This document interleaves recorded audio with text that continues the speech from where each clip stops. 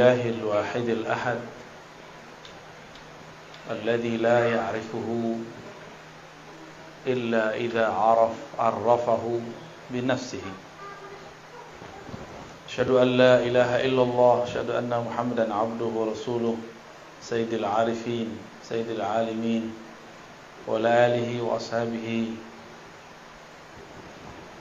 وأهل بيته وذريته أجمعين. Amma ba'du. Bapak Ibu sahibul bait, Bapak Mirhalim, istri dan orang tua, keluarga besar, semoga dalam ridha Allah SWT. Begitu juga kawan-kawan yang datang dari manapun, semoga ini menjadi bukti bahwa kita bersaudara di sisi Allah Subhanahu wa taala. Amin ya rabbal alamin. Sungguh indah, jauh dari negeri Madinah, tapi nama Rasulullah masih didendangkan dengan suara yang merdu, dengan suara yang sangat-sangat nikmat, ya. Rasulullah sebelum beliau wafat, beliau di hari beliau wafat itu paginya melihat dari luar jendela atau dari dalam rumah keluar jendela. Terlihat bahwa para sahabat sedang sholat dipimpin oleh Sayyidina Abu Bakar dan beliau kemudian menangis. Beliau terharu, umat yang dulunya tiada, paling cuma beberapa orang bisa dihitung dengan jari, jumlahnya sudah menjadi banyak. Apalagi kalau Rasulullah memandang kita semua saat ini, tentu Rasulullah lebih girang lagi, lebih senang lagi. Semoga cinta kita kepada Rasulullah tidak bersyarat. Cinta yang tulus, cinta karena kita berterima kasih kepadanya. Sallallahu ala sayyidina Muhammad. Apa tema kita, Pak? Mau tentang apa? Mau tentang apa? Tentang qalbu. Baik, insyaallah. Untuk qalbu kita semua, mari kita bacakan Al-Fatihah. Ya, kenapa? Shiratal ladzina an'amta 'alaihim.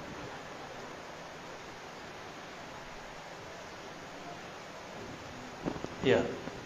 Ini ada whiteboardnya, ada spidolnya enggak? Ada. Ya udah, tahan dulu deh, enggak apa ya. Qalbu bahasa Arab artinya sesuatu yang berubah. Satu. Arti keduanya, qalbu adalah sesuatu yang elastis. Apa arti elastis? Lentur. Itu maknanya. Berubah-ubah, elastis. Apabila qalbu mengalami suatu kerinduan sekarang, bisa jadi nanti tidak, gitu. Maka mumpung sedang rindu, sampaikan lafaz-lafaz kerinduan, salawat kepada baginda Rasulullah sallallahu alaihi wasallam. Kadang sholat nggak khusyuk, di saat sholat khusyuk, sholat selama-lamanya, karena mungkin itu tidak terulang lagi seumur hidup.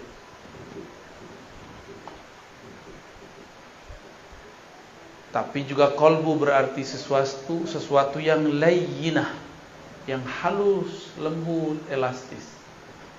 Apabila dia dibiarkan mengeras, dia menjadi tiada rasa, dia menjadi tidak peka, dia menjadi tidak bisa dirubah. Jadi ciri-ciri qalbu bermasalah, dia tidak bisa tersentuh oleh kalimah, tidak bisa merasakan getaran-getaran nama Allah. Itu namanya qalbu yang qasi, qaswah. Jadi qalbu kita ini kalau sudah keras, mirip kayak liver keras. Dia nggak bisa lagi menyaring, tidak bisa lagi menyaring cairan di tubuh kita. Apa yang terjadi? Penyakit batin akan masuk dan menjadi karakter. Maka hadirin hadirat yang dimuliakan Allah, qalbu ini sangat penting. Karena ia penting, Allah membahas tentang qalbu lebih dari 100 kali dalam Al-Quran. Lebih dari berapa? Kalau sholat cuma 55 kali atau 50-an Allah nyebut kata sholat. Ditambah dengan sholawat mungkin tambah. Tapi kata qalbu bisa berlipat-lipat kali lebih banyak daripada sholat. Artinya apa? Kalau kita sholat tanpa qalbu, sholatnya tidak bermakna. Zakat, infak, sedekah kalau digabung 80-an. Aqimus shalah wa atuz zakah, dua beriring-iringan sekitar 26, 27 atau 28 ya. Tergantung indeksnya, cara membaca indeksnya. Lebih sering qalbu, lebih sering qalbu. Qalbu masih 100-an. Ini baru cuma 28, 26. Apalagi haji umroh. Umroh cuma 2 kali dalam Al-Quran disebutkan. Lalu kenapa kita jadi agen umroh tidak menjadi agen qalbu? Atau umroh dengan qalbu? Belum ada ya. Bicara qalbu bukan bicara suci, sok suci. Justru bicara qalbu membicarakan bahwa kita ini bukan suci. Saya ngomong ini gak suci. Jadi jangan dibayangkan kalau udah ngomong qalbu kita ini jadi orang yang sangat bersih, sangat suci. Enggak. Semakin bicara qalbu, semakin sadar bahwa di qalbu ini ada kotoran. Kalau sudah mulai muncul kesadaran, maka kita tidak sempat membicarakan qalbu orang lain. Dari semua ayat itu, ada yang paling dahsyat. Allah mengatakan tentang karakter-karakter yang gampang kita pahami dari sifat-sifat manusia. Pertama, karakter orang yang beriman. Orang beriman itu karakternya satu saja. Idza dzukirallah wajilat qulubuhum. Disebut nama Allah, qalbunya bergetar. Coba sebut nama Allah, Bapak Ibu. Allah gitu. Ada getaran enggak? Hah? Kayaknya enggak ya. Berarti nyebutnya enggak pakai idza dzukira. Dzukira bahasa Arab. Itu beda dengan zakara. Dzukira itu artinya disebut. Kalau zakara menyebut. Beda ya? Itu artinya talqin. Talqin zikir itu menjadi penting. Harus ada guru yang menyebut di depan kita. Maka ketika ada yang menyebut itu, nama Allah disebut-sebut di hadapan orang beriman, lalu masuklah kalimah itu dalam qalbunya, dan qalbunya bergetar. Wajilat. Kenapa disebut wajilat? Apa arti wajilat? Wajilat artinya bergetar karena takut, bergetar karena segan, bergetar karena merasakan dahsyatnya yang punya nama. Itu wajilat, bukan menjilat ya, beda ya. Wajilat. Al-wajlah yakni al-khauf. Al-wajlah itu rasa takut, segan kepada Allah Subhanahu wa ta'ala. Sekolah tinggi-tinggi, umumkah, agamakah, tapi tidak ada sekolah untuk meninggikan nama Allah di qalbu. Oleh karena itu, walaupun kadang sudah doktor, sudah MA, sudah LC, sudah sarjana, sudah diploma, tapi kalau disebut nama Allah, ya biasa aja. Kenapa? Karena sekolah itu cuma untuk akal, sedangkan qalbu belum disekolahkan. Oleh karena itu, jangan-jangan di luar sana ada sekolah yang bukan sekolah formal, tapi dia bergerak untuk mengajari qalbu. Kurikulumnya tentang qalbu. Jika kolbu itu disebut sesuatu yang bergerak-gerak, sesuatu yang berubah-ubah, maka kolbu ini kadang bergerak normal, namanya kolbu yang sehat. Disebut nama Allah, dia bergetar, geraknya normal. Tapi kadang-kadang kolbu itu disebut nama Allah, dia tidak tergerak. Jangan-jangan di dalamnya tidak normal. Jangan-jangan di dalamnya ada penyakit. Ya.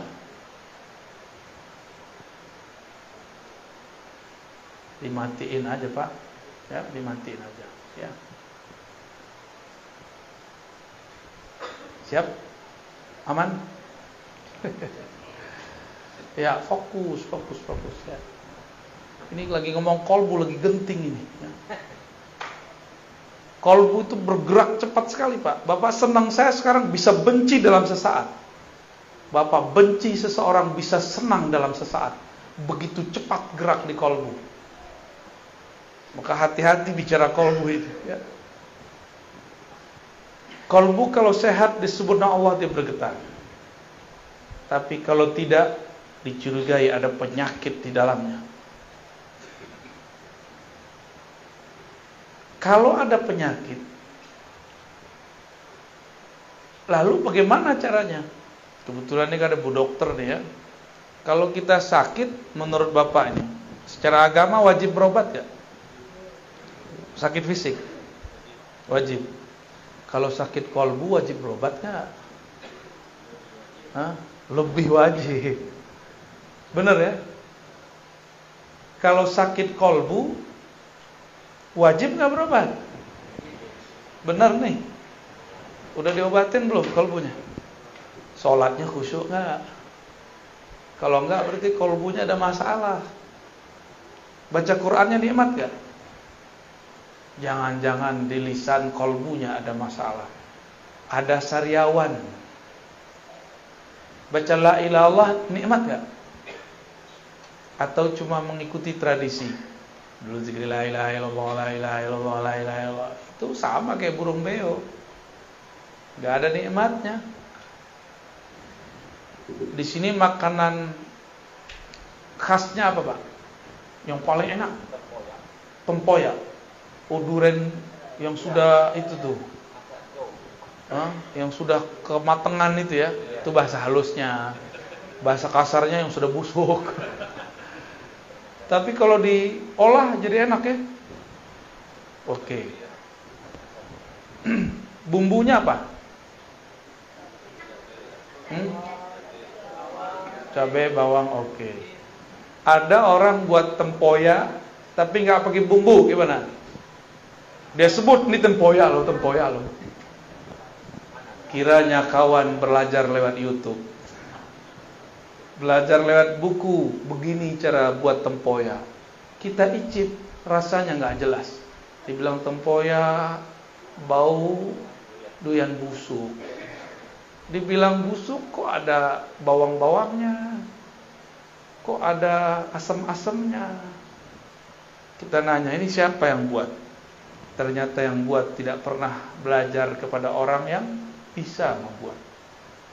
Itulah nasib orang membicarakan agama, membicarakan ilmu kolbu, tapi tidak berguru kepada ahli kolbu. Dia berkata kepada orang, inilah agama, ternyata isinya tiada. Itu banyak hari ini.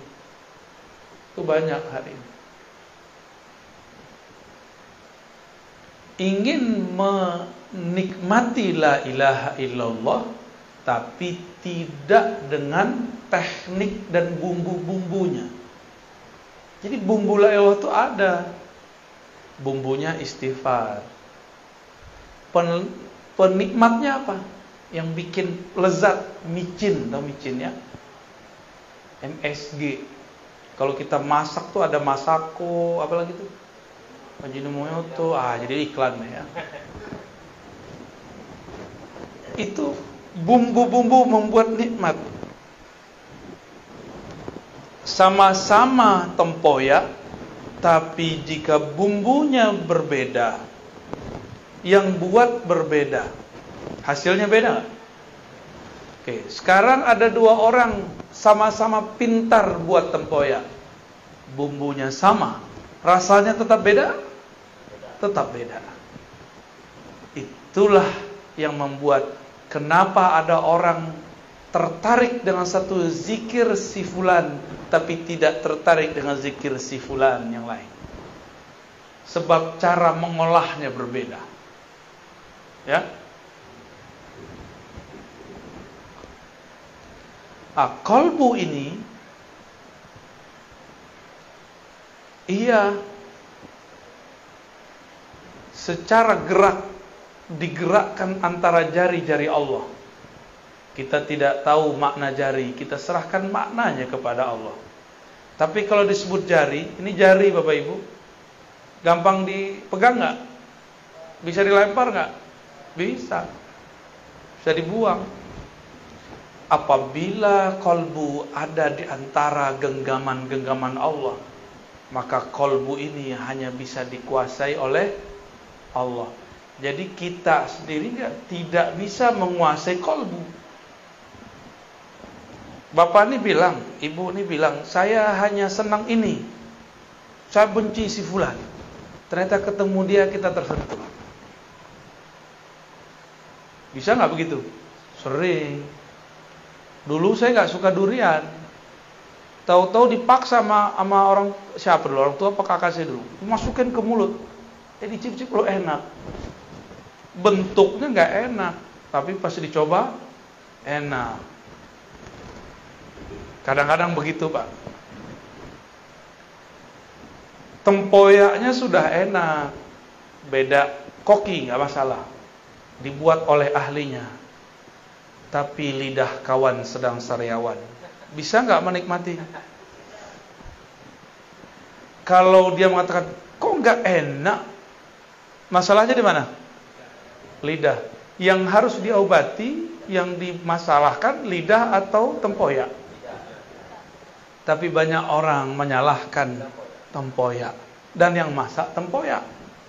Si Buya tuh, Kiai itu, Ustadz tuh tidak bagus tekniknya. Padahal kolbunya yang lagi masalah. Ya, sering nggak begitu? Sering. Kita kalau belajar zikir, kalau kolbu sudah sehat, dia tinggal makan. Namun kolbu ini ada selera. Nih, air. Airnya bersih. Tapi gelasnya kotor. Kita tuang air ke dalam gelas, mau minum nggak? Nah, ini masa teknik nih, teknik mengenali kolbu. Zikirnya sudah bagus, ulamanya, syekhnya sudah berijazah, orangnya sehat, cuma kotor. Bisa nggak orang sehat kotor? Bisa. Orang sehat kotor bisa. Habis kena air hujan kan bisa aja kan? Mungkin dia habis terkenang masa kecil belum bahagia, terus main-main itu, becean itu ya, mungkin nggak? Atau dia keluar dari kebun, mungkin dia sehat tapi badannya kotor, bisa menikmati? Ada makanan tapi dibawa ke WC, bisa makan? Tuh, kira-kira begitu ilustrasinya. Jijik nggak? Maka kalau kita belajar zikir, kolbunya dicuci dulu, dibersihkan dulu. Jangan kayak orang mau makan di dalam WC, pasti nggak mau makan dia. Dia sehat.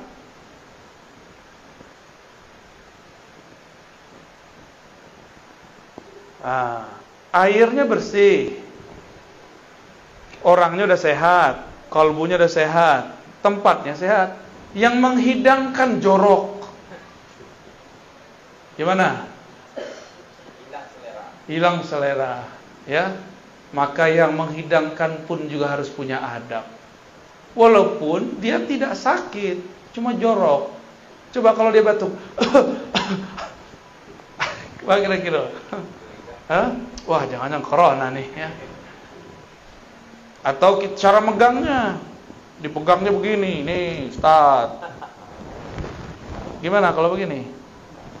Nah, maka seorang yang mengajar pun dia punya adab. Dia punya adab. Paham ilustrasi begini? Paham analog begini? Berarti kalau ingin memanjakan kolbu, maka yang memanjakan kolbu, yang punya kolbu, dan kolbunya semuanya harus seirama.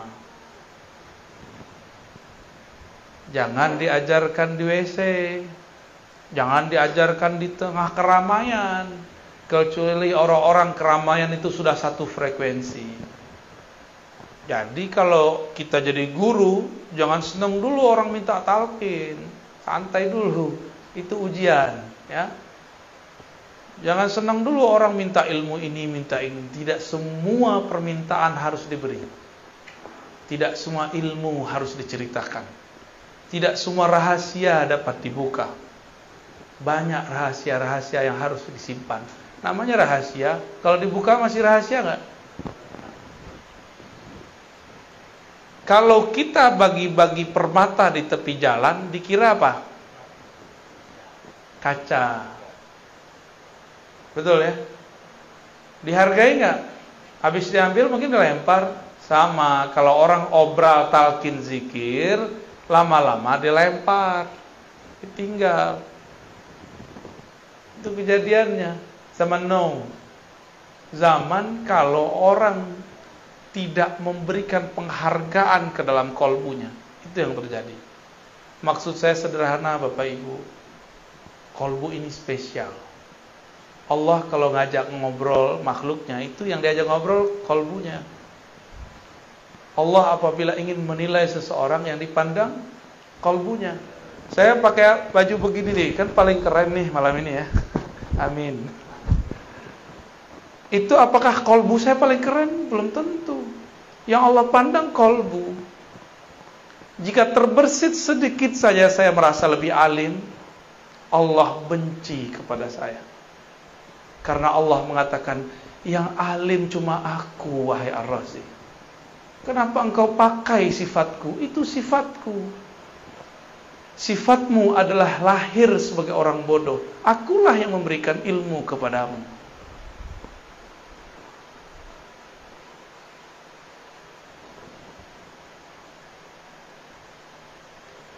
Rasa nikmat zikir adanya mirip dengan kita kalau makan. Nah, ini pertanyaan nih Bapak Ibu. Kalau makan tempoyak, enak itu di tempoyak, di lidah, di piring, atau di orang yang nyajiin? Di lidah. Oke, coba makan di WC. Jadi gak enak kan? Hidung ngaruh.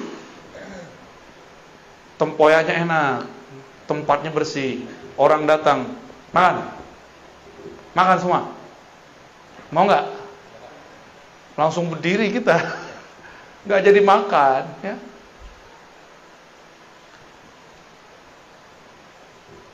Maka semua ini perlu ada tekniknya. Kolbu di dalam Al-Quran ada kolbu mukmin, ada kolbu yang kedua, kolbu munafik. Saya setiap hari menuduh diri saya munafik. Karena di hati lain, di pikiran lain.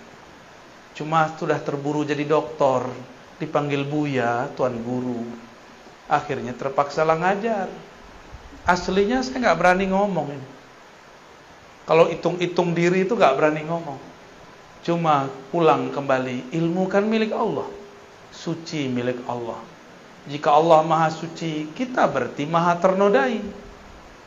Maka dengan itulah saya datang kepada Allah dan saya minta izin, ya Rabb, ana abdukal faqir al-muznib.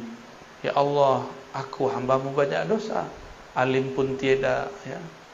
Makom tinggi pun tidak, tapi orang husnuzan. Maka dengan ketinggianmu ya Allah, dengan kemuliaanmu ya Allah, aku menumpang. Di situ. Berharap Allah menyertakan kita dalam kemuliaannya. Berharap Allah menyertakan kita dalam kealimannya. Berharap Allah menyertakan kita dalam zikir-zikirnya. Itu sebenarnya kenapa wajib istighfar. Jadi secara ilmu fikih istighfar itu sunnah, tapi secara ilmu qalbu istighfar wajib. Kenapa wajib? Saya tadi nanya, bisa nggak Bapak Ibu makan piringnya kotor? Orang gila bisa. Ya, orang gila per piring bagus nggak? Tapi kalau orang waras, miskin pun dia, kita hidangkan makanan yang enak, tapi piringnya kotor, tersinggung nggak deh? Tersinggung, kecuali ente majnun, ya. In kunta majnunan, fala ba'sa bih. Ya. Kolbu berpenyakit. Apa penyakit kolbu? Penyakit kolbu beda dengan penyakit badan. Kolbu itu penyakitnya dimulai dari penyakit iblis. Yang pertama kali punya penyakit adalah iblis. Ya. Nah, Bapak Ibu, kita kan bukan iblis. Kenapa disamakan dengan iblis? Ada rahasianya. Ruh itu suci enggak? Allah tiupkan ruh. Allah Ahad. Ini Allah Ahad nih. Meniupkan ruh. Ruh suci enggak? Suci ya. Lalu Allah tiupkan lewat malaikat ruh kepada badan.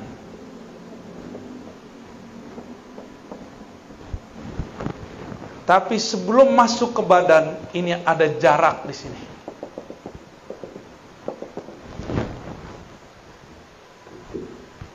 Di saat inilah kemudian di sini ada hijab-hijab.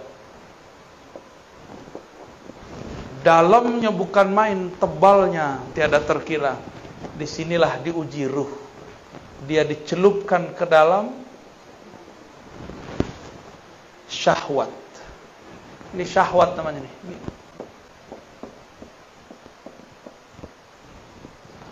Ternyata syahwat itu berkaitan dengan badan. Semua yang ada di sini berkaitan dengan badan. Apabila ruh ditiup ke dalam badan, bernamalah dia jiwa. Itu, ya. Jiwa itu punya kiblat sentral, sentralnya namanya qalbu. Ya. Asalnya ruh ini suci, tapi dicelupkan ke dalam syahwat. Maka syahwat itu terkait dengan badan. Ketika Allah tiupkan ke dalam tubuh ini, nyatu dengan otak. Di otak ada syahwat nggak? Keinginan rendah.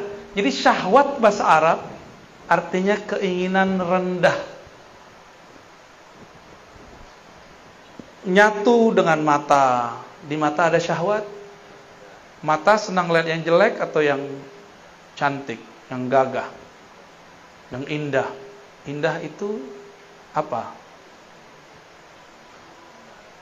Ya. Kalau bagi Bang Adam alaihissalam indah itu Hawa. No, Adam namanya orang PPIR. Ya.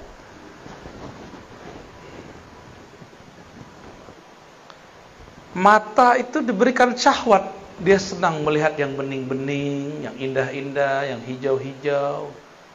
Walaupun di rumah sudah ada yang bening, yang cantik, capek kerja, nyari puncak, nyari kebun, nyari hiburan. Berarti kurang cukup memandang yang cantik, kita perlu yang indah. Orang yang sudah tinggal di kampung, kampungnya indah. Dia semua di kampung itu orangnya rancak-rancak, cuma kurang seksi. Maka dia pergi ke kota ingin mencari yang rancak-rancak plus seksi. Hitung-hitung cuci mata, Pak. Ya, benar begitu. Jujur aja nggak apa-apa kok. Hah? Enggak iya gitu. Ketika ditiupkan ke dalam badan, maka dia dicelupkan ke dalam syahwat. Sampai ke tangan suka megang, sampai ke perut, suka makan, sampai ke kemaluan, sampai ke kaki, terus semuanya. Tidak ada kita yang selamat daripada kata syahwat, nggak ada. Mursyid, apalagi mursyid itu lebih besar ujian syahwatnya. Percaya nggak? Karena makannya paling enak. Kalau ada tamu datang masih makanan paling enak, ya nggak? Kalau ada fasilitas paling enak. Tapi si mursyid ujiannya paling berat. Paling berat ujiannya mursyid. Kalau mursyid dosa, dosanya lebih besar. Tapi kalau mursyidnya ahli ma'rifat, dia tahu cara pulang kepada Allah Subhanahu. Di situ si mursyid paham bahwa jadi mursyid bukan berarti jadi orang suci. Jadi mursyid berarti tahu cara mensucikan diri. Itu yang beda mursyid dengan bullshit. Beda-beda tipis.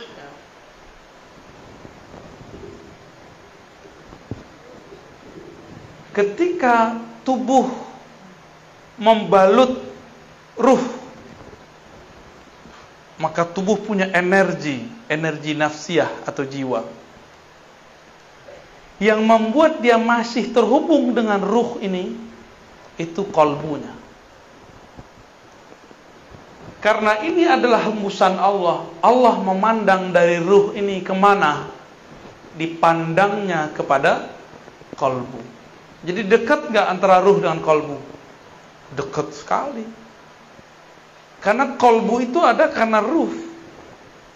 Jika Allah menurunkan ilmu lewat ini, itu namanya laduni. Tapi kalau Bapak Ibu belajar, si badan nih diajak belajar nih. Belajar sama seseorang, cari guru. Kalau dapat ilmu namanya futuh. Apa namanya? Apa arti futuh? Terbuka. Supaya mengenal Allah. Tapi kalau ruh, gurunya langsung Allah Ahad. Disebut laduni. Itulah ilmunya Nabi. Maka saya sering nanya, Jibril itu gurunya Nabi Muhammad atau muridnya Nabi Muhammad? Banyak orang salah di situ, keliru. Dikira Jibril itu adalah gurunya Nabi Muhammad. Padahal Jibril itu dapat energi dan dipasangkan kepadanya jubah-jubah pemimpin malaikat setelah dia berselawat ke Nabi Muhammad. Nabi Muhammadnya belum lahir, sebagai bin Abdullah. Tapi Muhammadnya sudah ada belum? Nah, ruh pertama yang Allah tiupkan namanya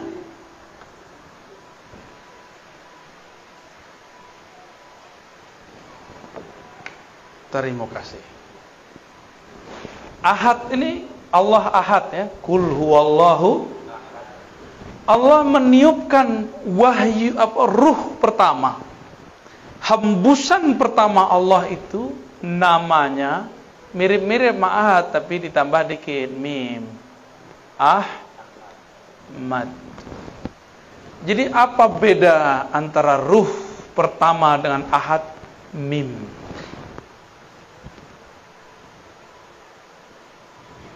Saat Allah menghembuskan, hembusannya itu berbunyi Ahmad. Bernama Ahmad. Pangkatnya disebut Ruhullah. Apa arti Ruhullah? Hembusan Allah. Coba menghembus Pak. Gitu. Hembusan kita enggak? Atau beda? Coba ambil misalnya plastik. Kita pindah ke dalam nggak? Paham? Ini yang tidak dipahami oleh kelompok kebatinan yang kegeeran jadi Tuhan, jadi Allah. Paham? Ini ilmu awalnya benar. Di dalam diri kita ada hembusan Allah. Betul. Tapi hembusan bukan Allah. Ahmad laisa bi ahad. Ahmad itu ya Ahmad, hembusan ya hembusan. Cuma kawan sudah GR jadi Allah. Zat aku, zat Allah. sifat aku, sifat Allah. Namaku, nama Allah. Fi'ilku, fi'il Allah. Tapi kalau lapar makan nasi juga. Kalau lagi puyeng minta kawin, berarti belum. Masa Allah lapar, ya enggak? Masa Allah minta kawin? Kan dalam Allah ini tidak perlu sahibah. Sahibah itu artinya pasangan. Allah itu enggak perlu anak bini. Ini teguran keras nih bagi yang berzikir, berkalam, bermakrifat dengan makrifat iblis. Awalnya sudah benar bahwa di dalam diri kita ada tiupan Allah. Betul, Bapak Ibu, tapi di dalam diri kita bukan Ahmad. Di dalam diri kita adalah pecahan-pecahannya, percikan-percikannya. Ahmad ini tiupannya. Allah pandang Ahmad, maka memancarlah dari Ahmad itu cahaya. Memancar cahaya. Cahaya itu bahasa Arabnya nur. Apa? Nurnya bernama Muhammad. Gitu ya. Berarti nur beda nggak dengan ruh? Ahmad itu pangkatnya apa tadi? Ruhullah. Ini kalau nggak nyatet hilang. Catat. Kalau punya catatan.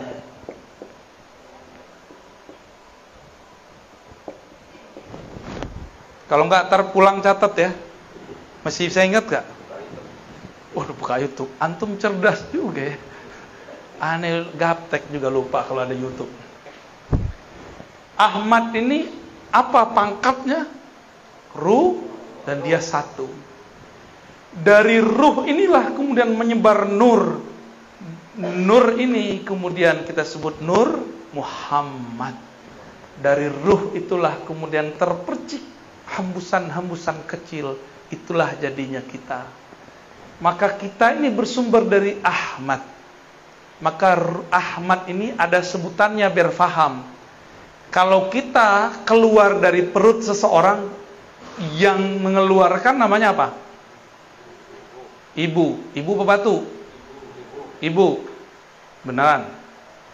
Itu istilah aja ya. Ahmad ini disebut dengan ummur ruh atau ummul arwah. Ibunya ruh. Bukan berarti dia melahirkan, bukan. Ini istilah aja. Bahwa ruh bersumber dari bukan dari ahad. Jangan GR ya. Jangan GR dulu. Kawan udah GR, dalam diriku ada ahad. Ya, cemen. Gak ngerti makrifat namanya. Sok terlalu nafsu mau jadi fana dan baqo dalam Allah Subhanahu wa ta'ala. Belum, masih jauh perjalanannya. Ini perjalanan yang disebut inna lillahi wa inna ilaihi. Jadi berpulang kepada Allah harus paham ini. Inilah yang ada di qalbu Nabi Muhammad sallallahu alaihi wasallam. Maka Sayyidina Isa punya ayah enggak? Secara fisik enggak punya ayah. Tapi kalau ruh sudah terpercik ke dalam perut Sayyidatuna Maryam, dia pasti jadi, walaupun gak ada ayahnya. Itu metodologisnya. Kenapa ada anak tanpa ayah? Ya, Nabi Adam ada ayah nggak?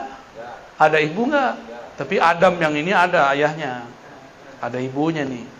Orang Betawi, Tagadai di Pekanbaru, di Pegadaian. Deket-deket aneh ente dibully terus. Ya.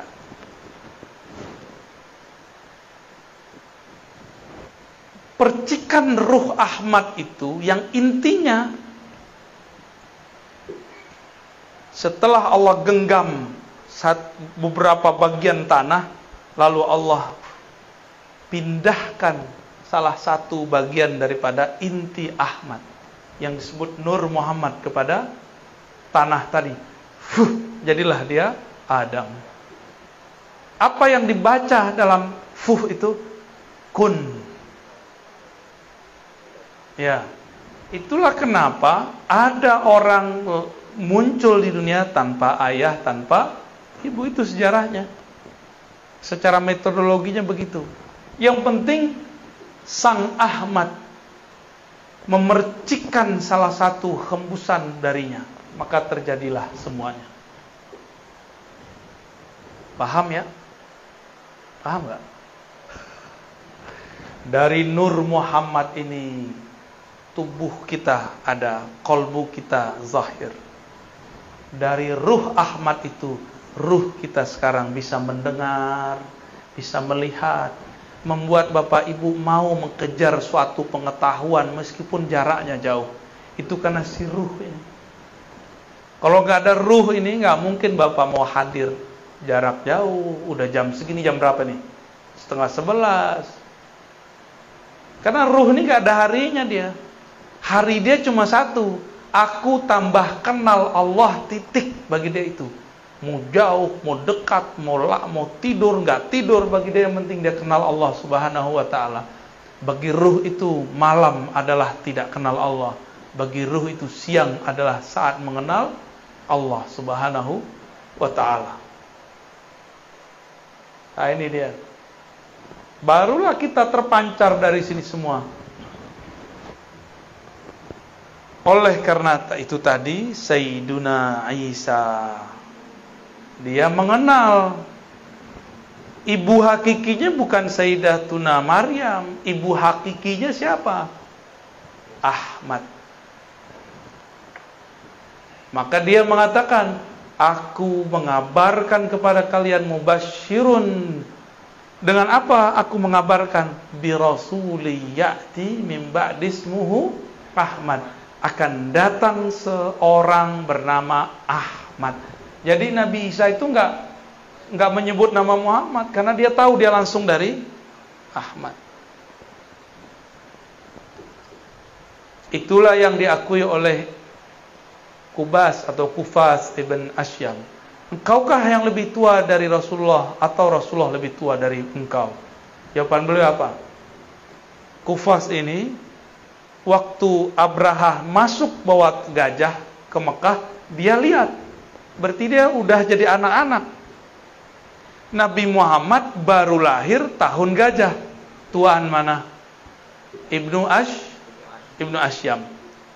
Tapi ketika Ibnu Asyam ditanya, ente lebih tua, kamu lebih tua, engkau lebih besar, atau Rasulullah? Apa jawaban beliau? Kalau lebih tua Rasul. Tapi kalau lahir duluan aneh. Bingung gak tuh? Lebih tua, tuaan Rasulullah. Tapi kalau lahir, tuaan aku.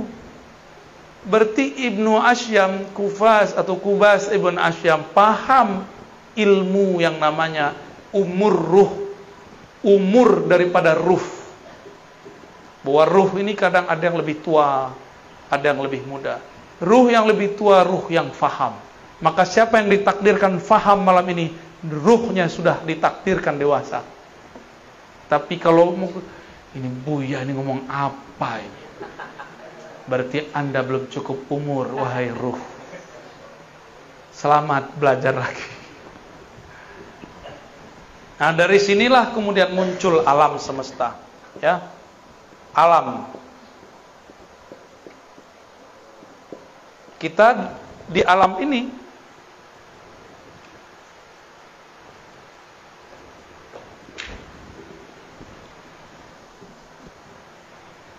tapi sebelum sampai ke alam Nur Muhammad ini kan ada pancaran nurnya ya.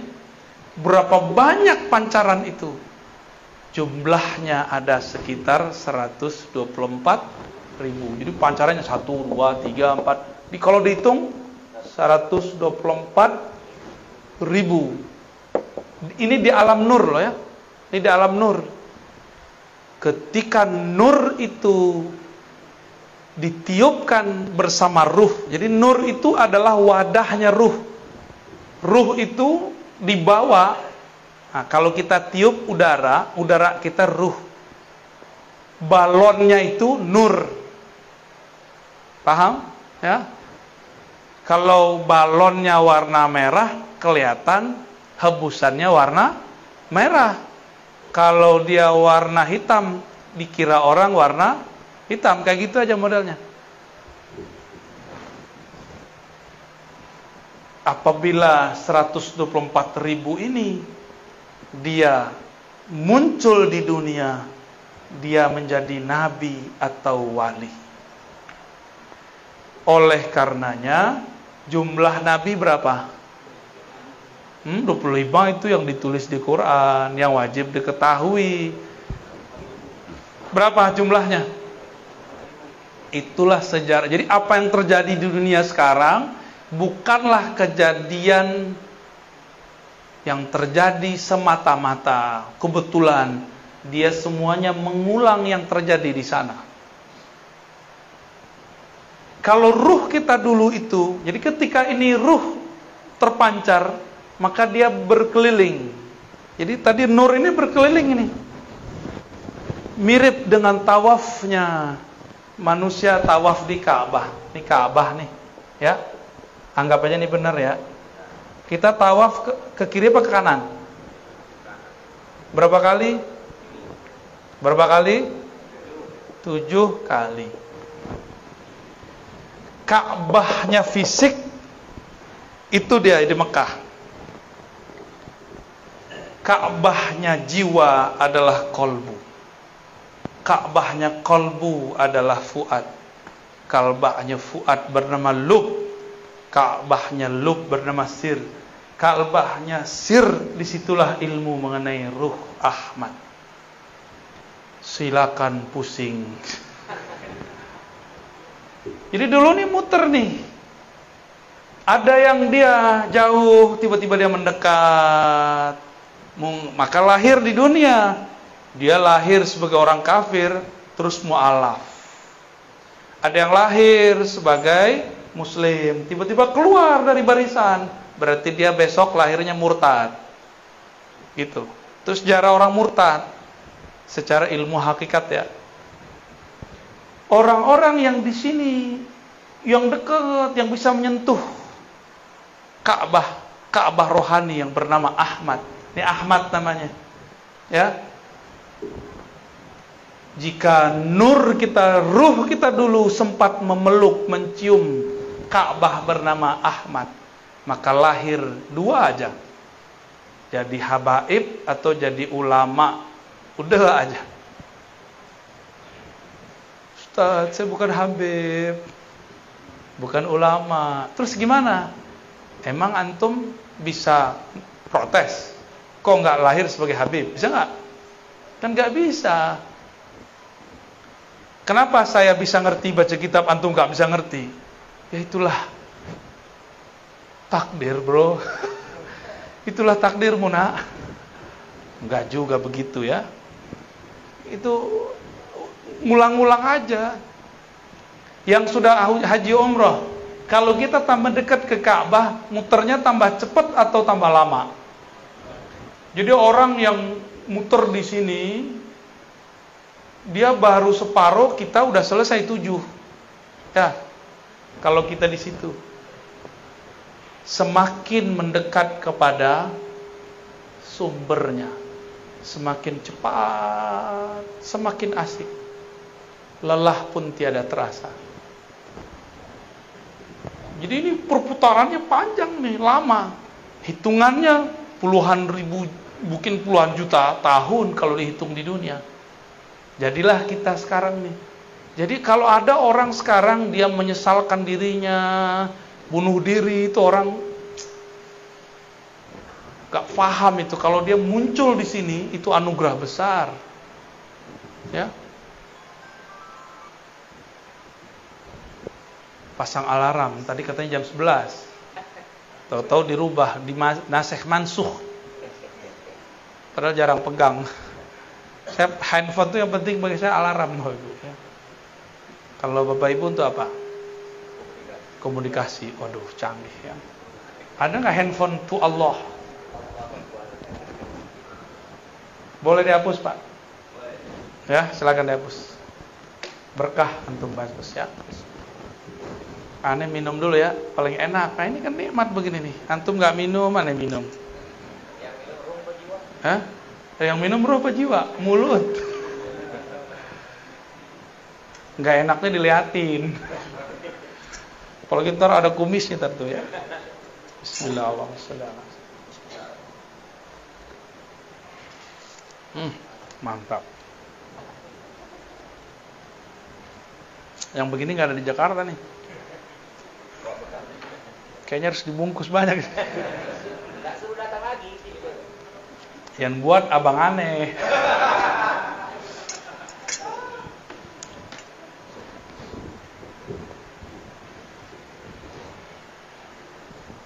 Jadi kita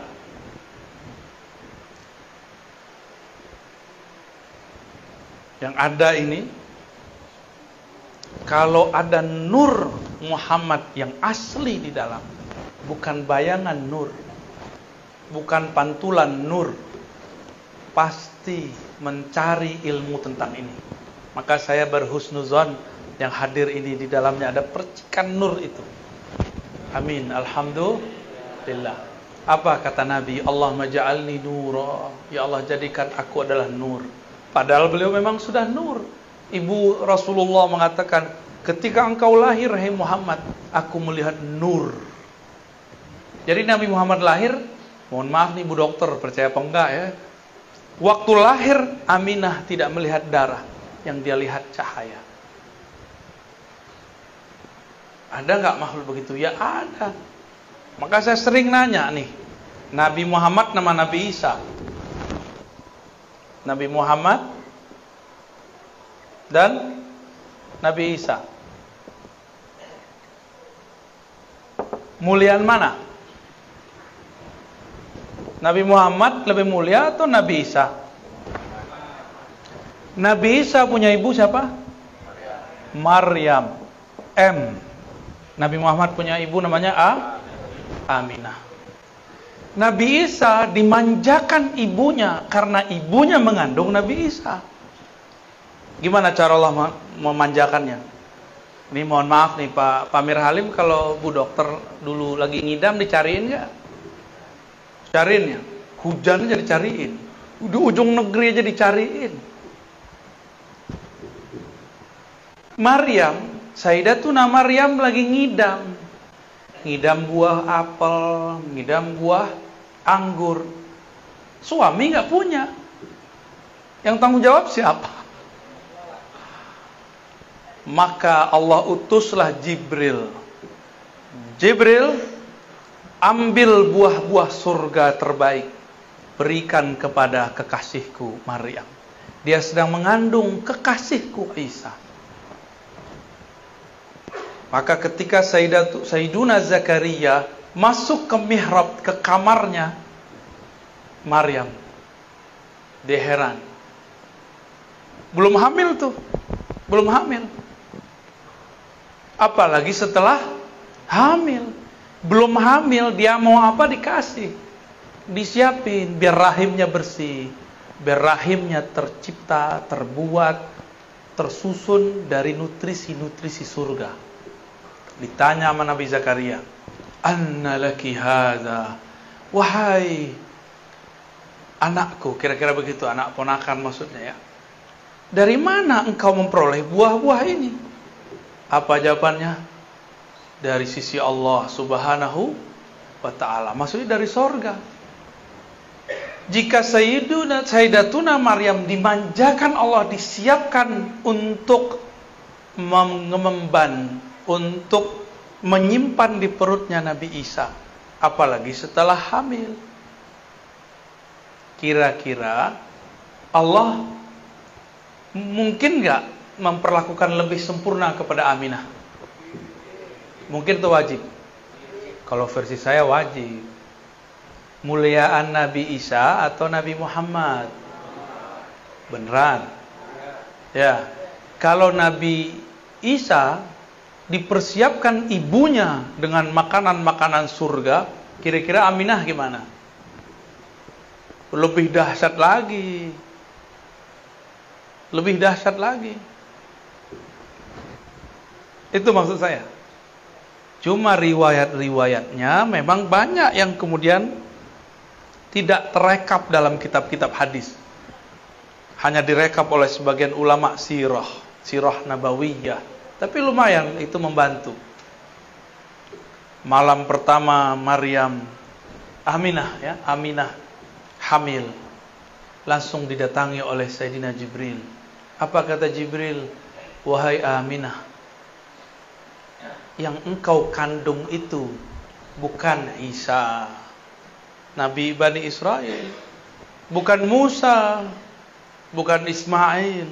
Yang engkau kandung itu adalah Muhammad, Sayyidul Alamin, Sayyidul Anbiya wal Mursalin, penghulu alam semesta, penghulu para nabi, penghulu para rasul.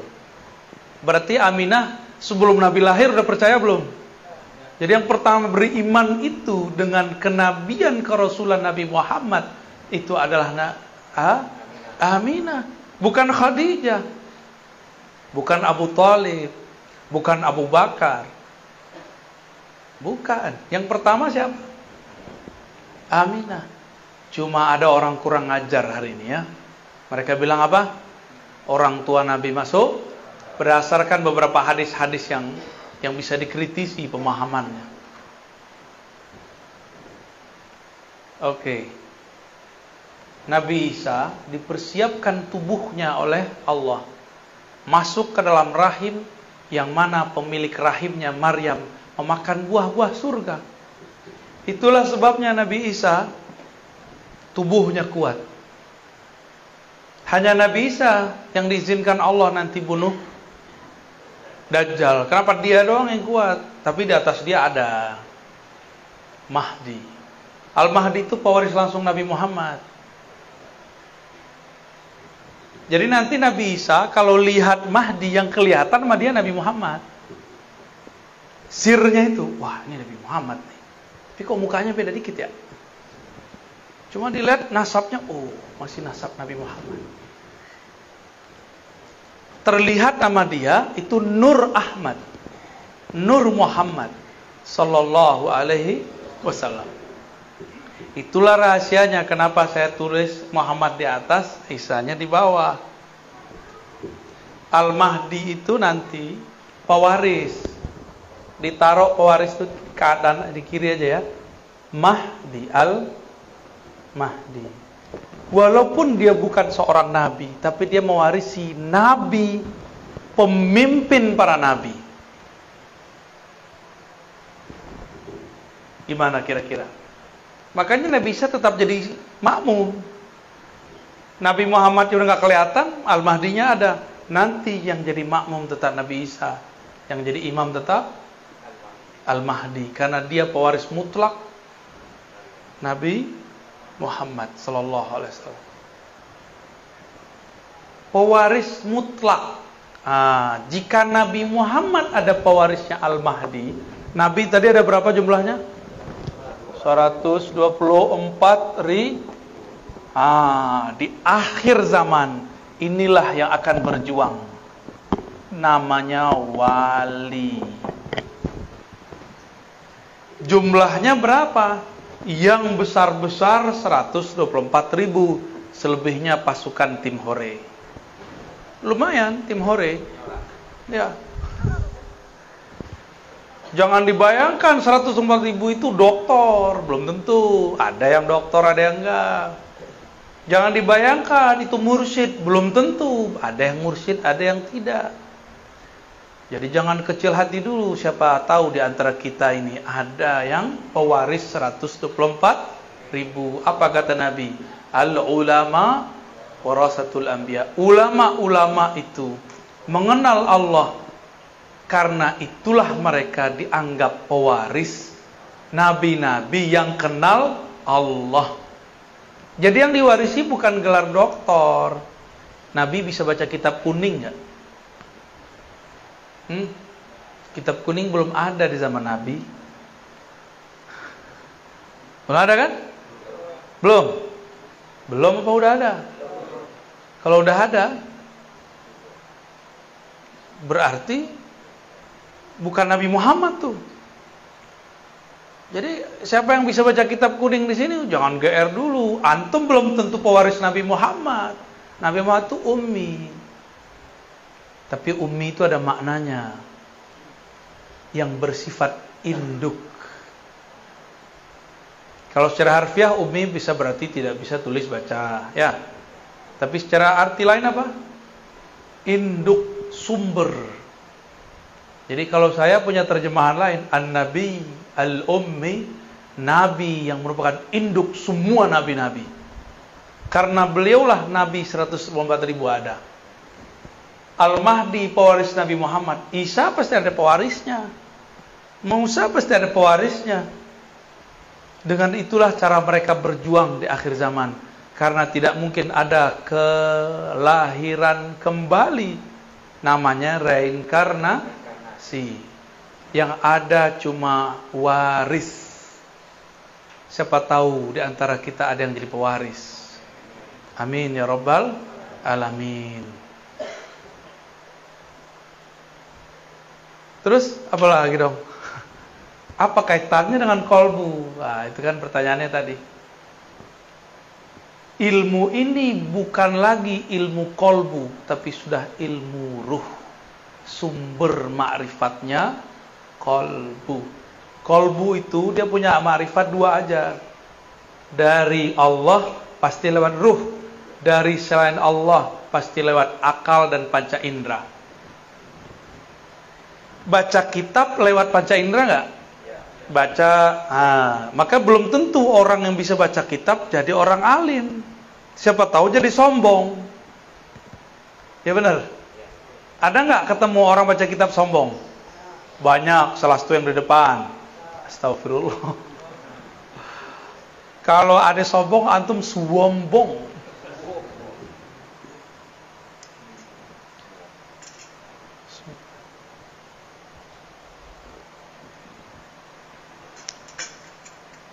Ada yang iri nggak? Kalau iri berarti kalbunya berpenyakit. Cuma ada yang nafsu jadi wali. Jadi wali itu adalah poros poin yang Allah tatap di bumi. Jika dulu Nabi adalah qulubul alamin, jantungnya, kolbunya alam, meninggal para nabi. Nabi-nabi sudah wafat belum? Wafat.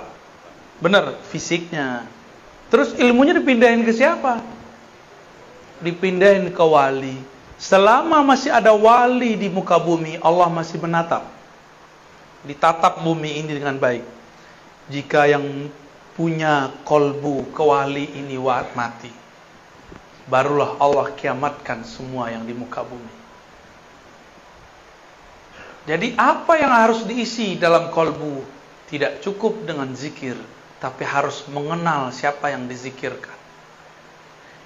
Maka orang yang kenal siapa yang dia zikirkan, sekali dia sebut namanya, itu sama dengan 70.000 kali orang tidak mengenal namanya berzikir. Makanya wali-wali itu santai. Udah gak banyak suluk dia.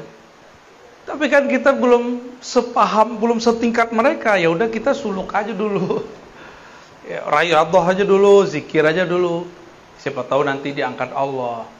Tapi teman-teman sahabat yang makan Allah, kalau cuma mengandalkan zikir, saya udah berkali-kali katakan, Iblis dulu pangkatnya Azazil telah berzikir 80.000 tahun di surga. Jadi wali enggak? Enggak. Kasyaf? Enggak. Dia bisa melihat surga, tapi dia tidak bisa menatap aras.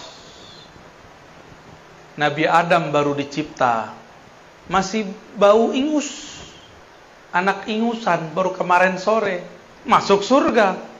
Tapi di dalam qalbu Nabi Adam ada nur Muhammad. Maka nur itu, kalau ada nur bisa lihat sesuatu nggak? Nah, inilah yang disebut nur. Orang kalau ada nur di kolbunya, dia bisa menatap ada objek kebenaran dimanapun ada. Iblis 80.000 tahun berzikir, tapi zikirnya zikir zulmaniyah. Dia zikir kolbunya belum dibersihkan. Dia zikir sombongnya dibiarkan. Dia zikir merasa sok sucinya terus dirawat. Apa yang terjadi? Tambah zikir, tambah sombong. Tambah ilmu, tambah songong. Kalau sudah sombong, lalu ada orang selain dia diberikan posisi yang tinggi, iri nggak? Maka kalau orang kerja di kantor, dia lihat temannya naik pangkat, dia nggak naik. Temannya dapat jabatan, dia tidak. Dia ngomong apa? Saya kan lebih banyak kerja di kantor ini. Kenapa bukan saya? Dia akan ngomong, pinteran aku kali, kenapa dia yang naik? Begitulah terus. Berarti di dalamnya bukan nur Muhammad, tapi nar Azazil. Dua aja manusia itu. Kolbunya nur Muhammad atau kolbunya nar Azazil. Azazil siapa tadi? Nama kecil dari iblis.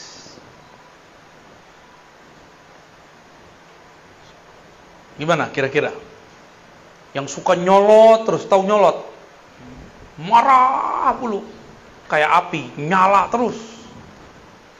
Itu nar di dalamnya. Ya. Maka kalau kajian nama yang punya nar Azazil, panas kepala kita. Tapi kalau ngaji dengan yang punya nur Muhammad, kepala boleh panas, tapi kolbu, ruh girang. Ada getaran-getaran indah di dalam. Getaran-getaran kerinduan kepada Allah Subhanahu wa ta'ala. Wali itu kolbunya alam. Kolbunya wali, tatapannya Allah. Ruhnya wali adalah percikan dari hembusan-hembusannya Allah. Maka jika si wali ini punya kolbu, dia kenal siapa yang dia sebut. Sama seperti yang dikatakan dalam hadis. Ini penutup kajian kita. Apa kata Nabi? Tidurnya orang yang alim lebih bagus, lebih afdol daripada ibadahnya orang yang jahil. Ada orang alim, arif, main-main aja. Tapi dia kenal siapa yang mencipta alam. Kenal itu dimulai dari kenal nama. Semakin banyak nama yang dikenal, semakin tinggi ma'rifat. Kalau cuma nama alif, lam, lam, ha, itu baru satu ma'rifat. Allah. Harus kenal lagi Ar-Rahman. Harus kenal lagi Ar-Rahim. Harus kenal Minal 99. Baru namanya ma'rifatul asma. Baru satu nama diajarin guru, udah merasa alim aja. Belum, masih jauh. Ada lagi nama di dalam nama, nama di balik nama. Ibarat manusia, ini baru manusia, belum Allah. Bang Adam ini di sini namanya Bang Adam. Di tempat kerja manajer. Di rumah Abi atau Babi. Hah? Abi ya? Bab Abah. Oh. Maaf Bang ya. Semoga kamu sakit hati Bang. Nanti aku obati Bang. Karena dia orang Betawi. Masa kecil panggil Tong. Bukan tong sampah, bukan. Tong. Dulu dia suka bersilat. Dipanggil Jawara. Jawara lidah. Pinter ngomong, panggil lidah. Di organisasi pangkatnya tinggi, dipanggil ketua. Tuh banyak nama nggak? Kalau saya kenal semua sudut itu, berarti saya kenal dengan orang namanya Adam. Kalau baru tahu namanya Adam, berarti pengenalannya baru satu arah. Paham analognya? Jadi Bapak Ibu, ilmu yang kita dapat sekarang baru sedikit dari yang sedikit. Wa ma utitum minal ilmi illa qalila. Wa ma utitum, tidaklah kamu diberikan ilmu itu kecuali sedikit. Dengan sedikit itulah kita datang kepada Allah. Kalau Allah terima, dia jadi banyak. Ya. Maka Bapak Ibu yang makan Allah, Saya yang jahil ini, saya yang banyak dosa ini, meminta kepada Allah supaya Allah ampuni dosa saya dan kita semua.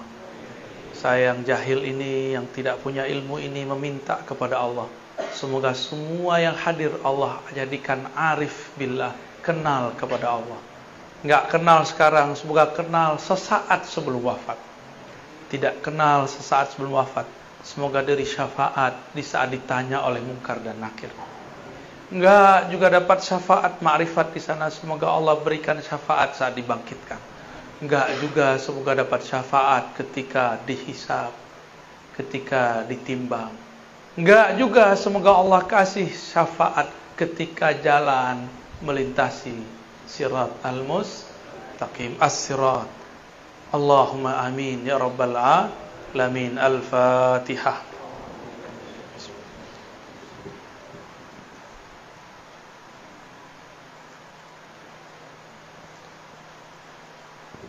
Waladhdallin. Amin. Allahumma sholli ala sayyidina. Gimana? Udah? Cukup ya? Loh, ada tanya jawabnya? Ya udah setengah jam ya? Oke. Loh, antum ya? Nanyanya pakai adab ya. Kalau enggak saya enggak jawab. Yang nguji-nguji keluar. Serius. Saya ngomong cash kontan. Nguji-nguji keluar. Atau atum dikeluarkan dari nur. Jangan takut gitu dong. Itu canda itu. Mana ada orang yang datang jam segini nguji-nguji ya. Orang datang jam segini memang pengen mencari. Tafadhol. Bismillahirrahmanirrahim. Assalamualaikum warahmatullahi wabarakatuh.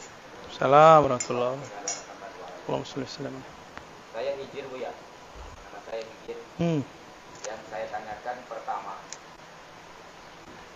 kenapa Allah tunjuk manusia sebagai khalifah di muka bumi? Betul. Sedangkan malaikat kalau kita tengok lebih taat kepada Allah. Yang kedua itu masalah ruh. Ketika ruh meninggalkan jiwa, ketika ruh ini berangkat menghadap Allah, apakah ruh itu nanti masih bersedih melihat yang ditinggalkan? Contoh, misal suami meninggal, ruhnya apakah nanti melihat anak istrinya, apakah dia masih bersedih melihat yang ditinggal? Kemudian yang ketiga, borongnya Ibu ya. Cukup, dua dulu. Nggak bisa jawab ntar aneh. Bukan monyet, air, tanah, semuanya nolak. Semuanya nolak. Mereka mengatakan, ya Allah, kami tidak mengerti. Kami tidak punya ilmu, ya Allah. Bahkan kepada malaikat. Tapi malaikat masih ngerasa beberapa kali sok pinter gitu. Tapi soknya malaikat itu bukan sok. Soknya malaikat itu apa adanya. Dia memang begitu orangnya, SOP. Malaikat tuh nggak ada namanya basa-basi. Saya mah nggak bisa bahasa Arab, Ustaz. Padahal baca kitabnya jago. Bisa bahasa Inggris Kak? Bisa dikit-dikit, padahal keren. Ya, orang kita kan gitu. Kalau di Barat nggak begitu. Mirip-mirip begitulah. Bilang iya, tidak, bisa, tidak bisa. Malaikat begitu. Dalam Al-Baqarah ayat 30, 31, 32, 33 terus sampai setelahnya terjadi dialog. Kalau faham ini, faham rahasianya. Orang banyak baca ayat ini tapi tidak faham rahasianya. Jadi ada dialog antara Allah dan malaikat di alam malakut sana. Alam malakut. Nah, ini boleh dihapus lagi nih. Ini tertunjukin ada strata alam. Boleh dihapus. Ngantuk nggak Pak? Serius? Ntar jadi tukang hapus di surga ya. Nah, hapus whiteboard. Jadi asisten kita ntar. Amin. GR aja masih masuk surga. Amin.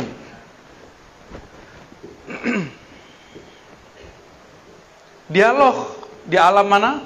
Ini kita alam nih, namanya alam nasud. Nasud. Bahasa Arabnya gini.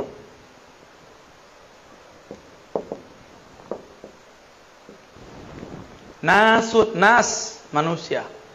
Disebut juga dengan alam nyata. Ini alam ini nih, alam kita. Coba dipegang mukanya, ada nggak? Ayo pegang lagi yang pasti dong. Benar. Itu alam apa tuh? Alam nyata. Bahasa ininya? Nasu. Di atas alam ini,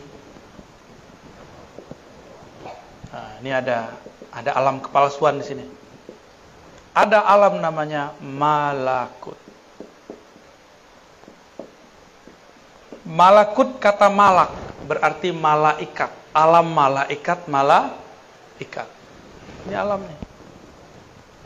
Allah berbicara kepada yang di alam malakut.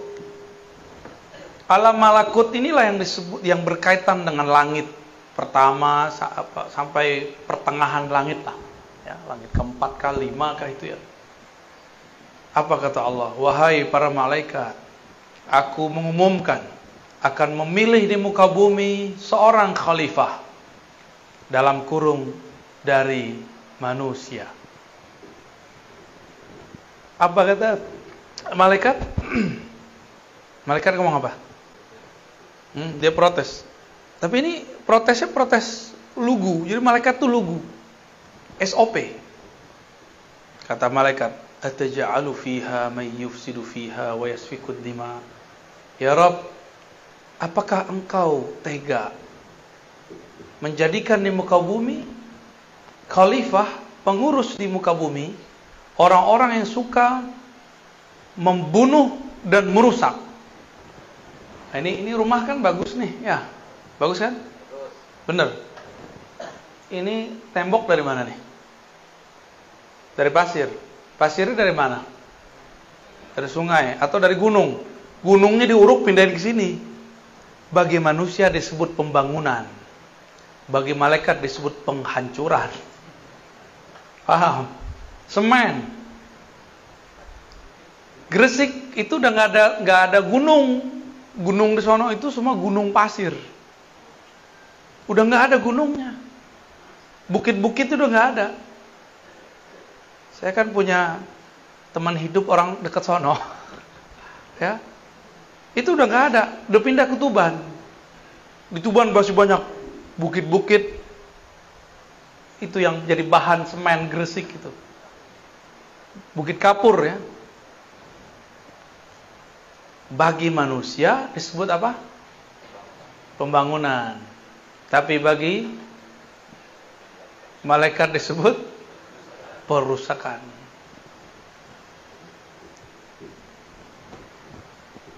Kita tadi makan sop ya. Sop apa itu? Kambing. Langsung makan kambingnya atau disembelih dulu? Hah? Ini ada orang pintar ngomong di samping saya soalnya nih. Mana ini orang nih? Oh lagi tidur kali ya. Jadi dia bilang nggak boleh makan kambing, bahaya. Yang boleh makan daging kambing. Kalau makan kambing, wah jadinya gawat ya. Belum makan kambing, jenggot saya udah mirip kan? Sekete, dikit. Oh jenggot antum lebih dahsyat tuh. Bro Adam belum punya tuh ya. Antum belum balik ya. Untuk kita makan, kita sembelih dulu, tertumpahlah darah. Bagi malaikat, ya Allah, apakah engkau tega menjadikan pengurus di muka bumi yang akan bunuh-bunuhin hewan ntar? Bahkan kalau perlu mereka bunuhin orang yang punya hewan itu. Ini kan lagi rame nih, ya, politik Indonesia lagi rame, ngungkip yang masalah lama, masa-masa zaman-zaman presiden sebelumnya. Ternyata banyak saksi-saksi yang mati nggak jelas. Ada kasus korupsi, saksi-saksi kuncinya mati nggak jelas. Tiba-tiba mati aja gitu. Jadi kalau perlu, manusia itu untuk bertahan hidup, nggak hanya nyembelih kambing. Kalau perlu yang punya kambing disembelih. Begitu cara manusia bertahan hidup. Disebut bertahan hidup. Kalau ada buaya dibunuh manusia, namanya perburuan. Ya. Tapi kalau ada anak kecil dimakan sama buaya, namanya apa? Memangsa. Suka-suka kita aja beristilah ya. Jadi manusia ini memang menang di istilah. Bener ya? Kalau Bapak Ibu ini makan ayam nggak? Makan ikan nggak? Kalau ada orang dimakan ikan gimana? Kita beritanya gede ya. Tapi ada nggak berita Bro Adam diberitakan memangsa ikan mujair? Ada nggak? Nggak ada. Kita kalau panen, kita sabet tuh ya, disabit tuh rumputnya, ilalangnya, padinya dipotong, diambil. Bagi kita namanya panen. Bagi malaikat ini merusak. Udah jelas kuning-kuning bagus kok dipotong. Ini beda perspektif. Lalu malaikat ngomong. Apa kata malaikat? Wa nahnu nusabbihu bihamdik wa nuqaddisu lak. Di sini ya kita tahu karakter alam malakut adalah karakter zikir. Wirid. Ya, wiridan mulu, zikiran mulu. Soleh lah ya. Alam malakut ini suka zikir. Maka semua zikir tarekat yang ada lafaznya itu diambil rata-rata dari alam malakut. Jadi kita baca apa nih? Subhanallah. Itu amalannya orang sini nih. Malaikat di sini. Jadi Nabi kalau naik, turun pasti bawa lafaz zikir. Ada zikir yang dipakai oleh malaikat pembawa rezeki. Ada caranya. Mau diajarin. Wah, tangkup khawatirnya nggak mantap kalau antum yang baca. Ya, kurang yakin soalnya. Nabi turun dari alam malakut. Turun-turun Nabi cerita. Ada malaikat fulan, namanya zikirnya adalah subhanallah bihamdi azim. Subhanallah, subhanadzil izzati wal jabarut. Ada lagi zikirnya pakai takbir Allahu akbar kabira, subhanallahi bukratan wa asila. Macam-macam. Itu Nabi pas turun diramulah menjadi amalan salat. Kata malaikat ini nggak makan, nggak minum, nggak bosan. Jadi malaikat tuh mirip kayak anak kecil yang gigih. Ada punya anak kan? Dia kalau pengen, misalnya pengen apa misalnya? Pengen jajan coklat. Dia zikir coklat. Umi coklat, Abi coklat. Sejam juga bisa dibaca tuh. Nah itu karakter malakut itu. Diulang dan gak pernah bosan. La yamal, tidak pernah bosan. Maka kalau ada di antara kita rajin zikir 5.000, 11.000, 70.000, berarti karakter malaikatnya sudah muncul. Tapi biasanya karakter malaikatnya ada songong-songong dikit, hati-hati. Apa kata dia? Ya Allah, kenapa bukan kami? Kami kan ahli zikir. Kami sudah puluhan juta tahun berzikir. Itu wa nahnu nusabbihu bihamdik wa nuqaddisu lak. Apa kata Allah? Betul kalian banyak zikir, tapi aku punya sir rahasia. Inni a'lamu ma la ta'lamun. Lalu kemudian Allah tunjukkan sirnya. Wa 'allama Adam al-asma. Ternyata Allah telah mengajarkan Adam. 'Allama kata kerja berlalu. Allah telah mengajarkan Sayyidina Adam al-asma, semua nama-nama, mulai dari nama-nama awal pangkal bumi sampai ujung langit, semuanya Nabi Adam mengerti. Malaikat taunya cuma zikir, maka mohon maaf ada ahli zikir kurang cerdas, itu maksudnya. Ada ahli fikir kurang zikir, ya. Ada yang seimbang. Fikirnya adalah zikir, zikirnya adalah fikir.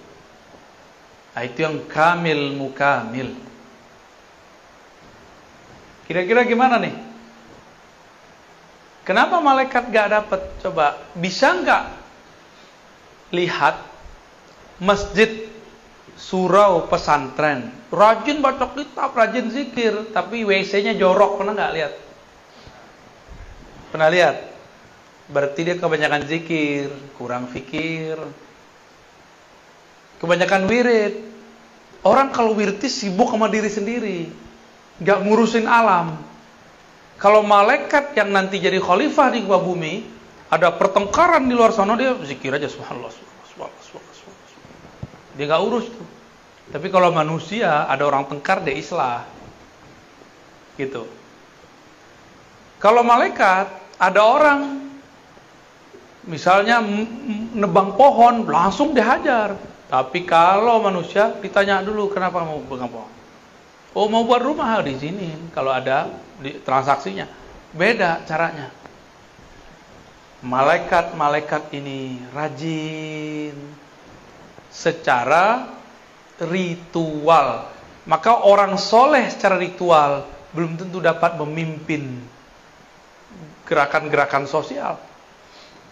Adam itu diajar Allah nama. Ini masalahnya, ini nama penyelesaiannya. Ini kekurangannya, ini nama untuk menyempurnakannya. Nabi Adam. Jadi Nabi Adam itu yang pertama diajar oleh Allah. Itulah sebabnya kenapa manusia yang dijadikan khalifah. Jadi paham? Ya. Terus yang kedua tadi apa? Kayaknya pertanyaannya antum dong, udah habis waktu ini. Yang kedua apa tadi? Meninggal. Mau coba mati dulu biar ngerasain. Gak usah jauh-jauh. Nih coba lihat. Kita ninggalin rumah, di rumah lagi susah, sedih gak? Kita naik bus, kita naik pesawat, tapi di rumah kita orang lagi susah, sedih gak ngeliatnya? Sedih. Kenapa dulu lagu-lagu melantau itu sedih-sedih semua? Bener gak? Merantau, rata-rata. Kalau di bahasa kampung situ kan enak tuh, pulanglah udah.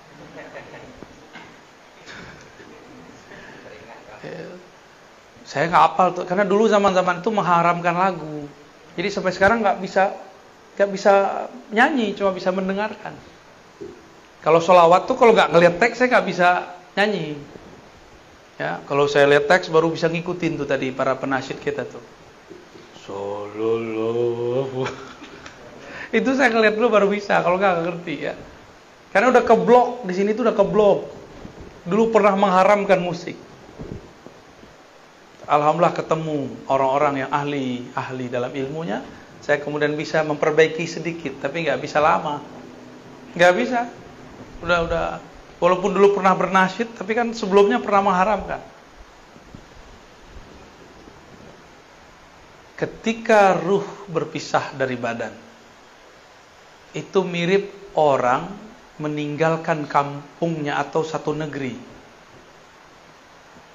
Itu permisalan pertama. Yang kedua, orang kalau meninggalkan badannya, itu mirip-mirip kayak orang bangun, tapi di negeri yang dia nggak tahu negeri mana. Ada juga yang begitu. Jadi orang mati itu kayak orang bangun tidur. Pas bangun dia bingung.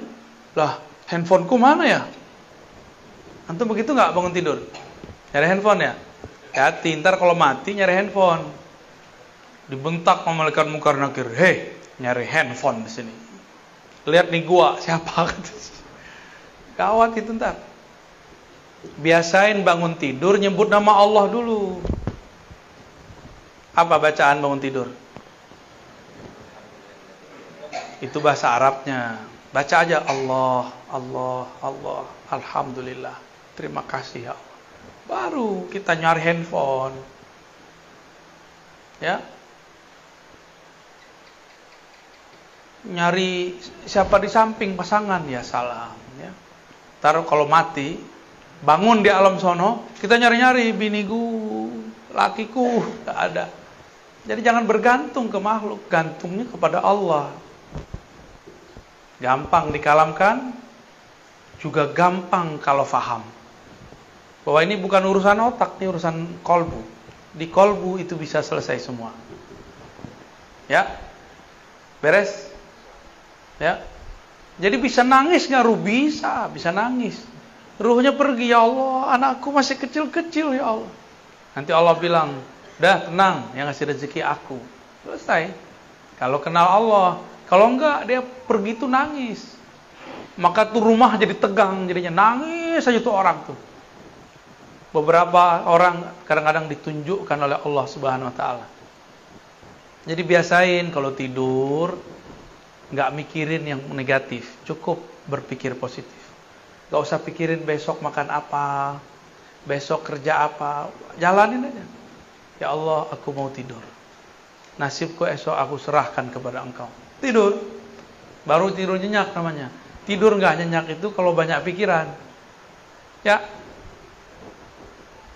cukup? Udah cukup. Tambuah. Udah satu lagi deh, ada yang dari ibu-ibu nggak? Ada dari ibu-ibu. Cukup. Alhamdulillah. Kita tutup pakai sholawat yang merdu ya.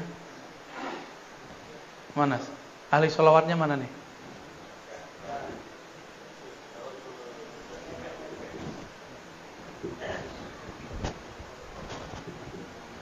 Sallallahu Nabi Muhammad sallallahu ala Muhammad sallallahu alaihi wasallam sallallahu